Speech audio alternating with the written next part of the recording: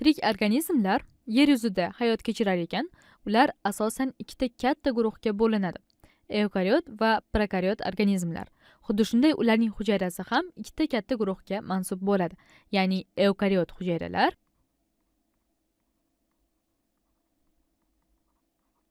va prokariot hujayralar. Prokariot. Xo'sh, ularning farqi nimada? Ular qanday hujayralar? Ular nimasi bilan bir-biriga o'xshaydi-yu, nimasi bilan farq qiladi? Birinchi navbatda eukariot va prokariot hujayralarning farqi shundaki, bu ularning eng katta farqi hisoblanadi. Ularning yadrosi bir-biridan tubdan farq qiladi. Eukariotlarning yadrosi, keling ko'rsataman. Mana bu. Mana shu yadro.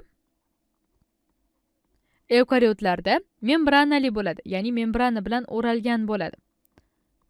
Prokariotlarda esa yadro bo'lmaydi. Aniqrog'i yadroning membranasi bo'lmaydi. Yadro biz bilamiz genetik axborotni o'zida saqlovchi organoid. Genetik axborot eukariotlarda ham, prokariotlarda ham bo'ladi. Ya'ni DNK ni nazarda tutyapman.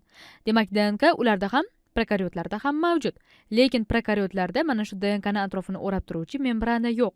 Shuning uchun ham prokariotlarda membranasi bo'lmagan yadro mavjud. Ya'ni membranasiz yadro bor. Yozib olamiz.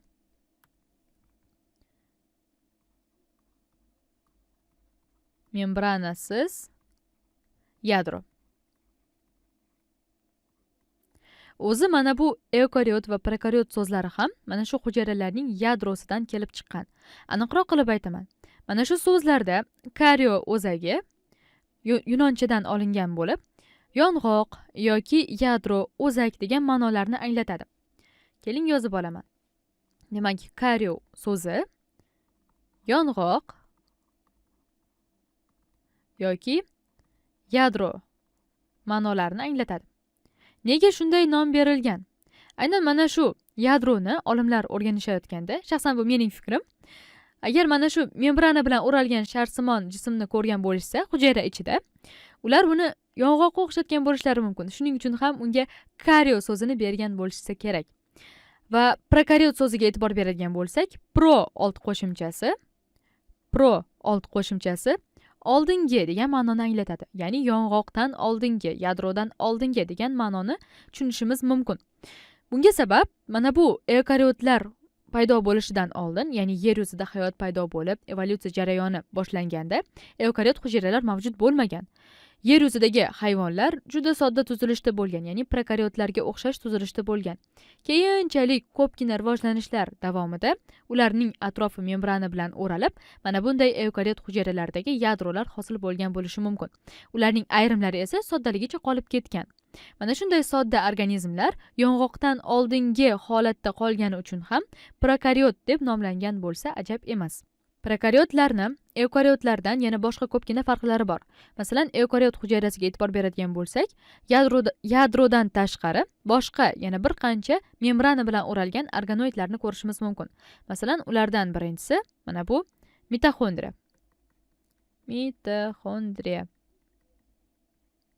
Biz bilamiz, asosiy energiya ishlab chiqaruvchi organoid hujayra uchun.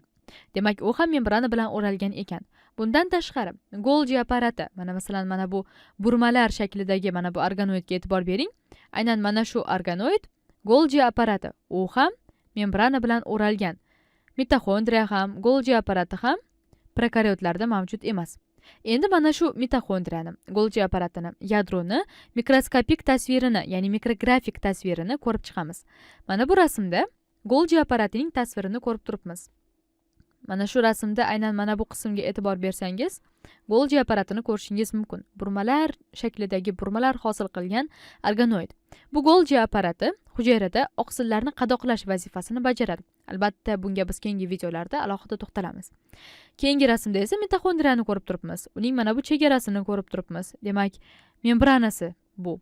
Demak, membrana bilan o'ralgan organoidligini mana shu rasmdan ham ko'rishimiz mumkin. Bundan tashqari, mana bu rasmda yadroni ko'rib turibmiz. Bu yadro, mana bu yadro chetini belgilab chiqamiz. Mana shu chegarasi desak, uni ichida turlicha mana bu ipsimon shakldagi xromatinni, ya'ni DNK larni ko'rishimiz mumkin. Lekin mana bu joyga e'tibor beradigan bo'lsak, u juda zichlashgan, ya'ni mana shu DNK iplari haddan tashqari zichlashgan holatda mana shunday to'q tasvirni hosil qiladi. Mana bu rasmda ham mana shu joyni aynan mana shunday ko'rsatganman. Mana shu alohida zichlashgan qism boshqacha nom bilan yadrocha ham deyiladi. Demak, mana bu joyda mana bu qism yadrocha. Yadrocha Golgi apparati mitoxondriyadan tashqari eukariotlarda yana boshqa organoidlar bor. Ular ribosomalar. Ribosomalarni biz Golgi apparatiga tutashgan holda yoki ularning yonida, atrofida ko'rib turibmiz. Bu organoidlar prokariotlarda uchramaydi. Ribosomalar ribosomal RNK va oqsillarning o'zaro birlashuvidan hosil bo'ladi. Ularda, ya'ni ribosomalarda informatsion RNK dagi axborot asosida oqsillar sintezlanadi. Demak, shuning uchun ham ribosomalar juda katta ahamiyatga ega. Demak, yadrocha, mitoxondriya, Golgi apparati, membranali yadro prokariotlarda mavjud emas ekan. Lekin ularda DNK mavjud. Eukariotlarda ham DNK bor. Ularning farqi bormikin? Hozir ko'ramiz. Eukariotlarning DNKsi ipsimon shaklda bo'ladi. Ya'ni bir nechta iplarni hosil qilgan bo'ladi. Mana bunday. Biz ularni ba'zi bir hollarda xromatinlar deymiz. Demak, eukariotlarning DNKsi ipsimon shaklda bo'ladi. Prokariotlarning DNKsi esa ular har qancha mana shunday tartibsiz joylashmasin, oxiri baribir uchi bir-biriga ulanib ketgan bo'ladi. Boshqacha qilib aytsam, ularning DNKsi halqasimon bo'ladi. Halqa har qancha tartibsiz joylashmasin, baribir uning uchi bir-biriga ulangan, alohida ip shaklida emas. Demak, shu bilan ham bu ikki turdagi hujayralar bir-biridan tubdan farq qiladi. Shu o'rinda mitoxondriyalar haqida alohida bir ma'lumotni aytib o'tishim kerak. Mitoxondriyalarni olimlar qadimgi davrlarda evolyutsiya jarayoni paytida alohida bir prokariot organizm bo'lgan deb faraz qilishadi. Ular mana shu mitoxondriyalar prokariot organizm sifatida boshqa bir hayvonni, masalan, boshqa bir sodda organizmni ichiga kirib olib, simbioz holatda yashab, mana shunday eukariot hujayralarni hosil qilgan degan fikrlar hozirda juda ko'p uchraydi. Demak, mitoxondriyalar ham dastlab prokariot organizmlar bo'lgan bo'lishi mumkin.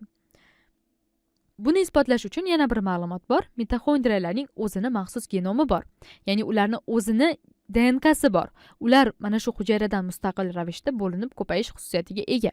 Shuning uchun ham balki olimlar mitoxondriyalarni dastlab boshqa organizmlar bo'lgan deb faraz qilishsa kerak. Yana bir farq, ya'ni mana shu ikki turdagi hujayralarni yoki ikki turdagi organizmlarning eng asosiy farqi, eukariot organizmlar juda yirik, murakkab tuzilishga ega bo'ladi. Prokariotlar esa asosan sodda, juda mayda tuzilishdagi organizmlardan iborat. Ya'ni bir hujayrali organizmlar bo'lishi mumkin. Mana shunday sodda organizmlar asosan prokariotlar bo'ladi. Eukariotlarda ham sodda organizmlar bor, lekin ulardan tashqari, masalan, katta yirik o'simliklar, hayvonlar, ularning hammasi, bundan tashqari zamburug'lar ham eukariot organizmlarga misol bo'ladi. O'z navbatida organizm yirik bo'lgandan keyin u ko'p hujayrali bo'ladi. Demak, eukariot organizmlarda ko'p sonli hujayralar mavjud bo'ladi. Keling yozib olamiz yuqoriga. Demak, eukariotlar ko'p hujayrali yirik organizmlar. Prokariotlar esa bir hujayrali. Eukariotlarni ichiga bir hujayrali organizmlar ham kirishi mumkin, lekin prokariotlarning ichiga ko'p hujayrali organizmlar mansub emas. Keling endi mana shu eukariot va prokariotlarga qanday organizmlar misol bo'lishini ko'rib chiqamiz. Eukariotlarga barcha o'simliklar, barcha hayvonlar, hattoki biz ham, ya'ni sizu biz, insonlar ham eukariot organizmlarga misol bo'lamiz. Bundan tashqari, eukariotlarga bir hujayrali sodda hayvonlar ham misol bo'ladi. Masalan, mana bu tasvirda, keling, mana bunday. Mana bu tasvirda biz infuzoriyani, sodda hayvonlarga mansub bo'lgan infuzoriyani ko'rib turibmiz. U ham bir hujayrali organizm. U prokariotlarga kirishi mumkin edi, lekin uning hujayrasida mana bu tasvirdagi kabi ko'pgina organoidlar uchraydi. Shuning uchun ham u eukariot organizmdir. Mana bu tasvirda esa prokariot organizmni ko'rib turibmiz. Prokariot organizmlarga asosan bakteriyalar kiradi. Albatta, ba'zi bir ko'k yashil suvotlar ham kirishi mumkin. Ba'zi bir umuman o'simlik ham, hayvon ham bo'lmagan boshqa organizmlar ham kirishi mumkin. Masalan, mana bu tasvirda bakteriyalardan biri bo'lgan psevdomonasni ko'rib turibmiz. Ya'ni mana bu tayoqchasimon shakldagi psevdomonas bakteriyalari. Mana shu hujayralarning har biri mana bunday tuzilishda, ya'ni prokariot hujayraga xos tuzilishda. Shuning uchun ham ular prokariot organizmlar. Mana bu tasvirda esa o'simlik ham, hayvon ham emas, bakteriya ham emas, zamburug' ham emas, umuman boshqa organizmni ko'rib turibmiz. Bular arxeylardir. Demak, arxey. Olimlar ko'p izlanish olib borishayotgan paytda dastlab ularni bakteriyalar bilan bir guruhga mansub deb o'ylashgan. Lekin keyinchalik ular bakteriyalardan tubdan farq qilishini, umuman boshqa hayotiy shakl ekanligini kashf etishgan. Bakteriyalarni, arxeylarni va eukariotlarni bog'liqligini quyidagicha tasvir yordamida ifodalashimiz mumkin. Masalan, mana bu bakteriyalar desak, bakteriya ularga o'xshash bo'lgan, lekin umuman boshqa hayotiy shakl bo'lgan arxeylarni mana bunday tasvirlashimiz mumkin. Arxeylar va ulardan umuman tamoman farq qiladigan boshqa eukariot organizmlar. Lekin e'tibor bersangiz, mana bu joyda ular bir joydan chiqyapti, ya'ni bir chiziqdan chiqyapti. Sababi evolyutsion rivojlanish davrida mana bu organizmlarning hammasi bitta sodda organizmlardan, sodda bir hujayrali organizmlardan kelib chiqqan. Keyinchalik ularning bir qismi bakteriyalar, bir qismi arxeylar, qolgan qismi esa eukariotlar bo'lib rivojlanib ketgan. Va mana shundan ham bilishimiz mumkinki, biz bir-birimizdan, masalan, bakteriyalardan, arxeylardan, hattoki o'simlik, hayvonlar ham bir-biridan tubdan farq qilsa-da, ularning kelib chiqishi bir ildizga borib taqaladi.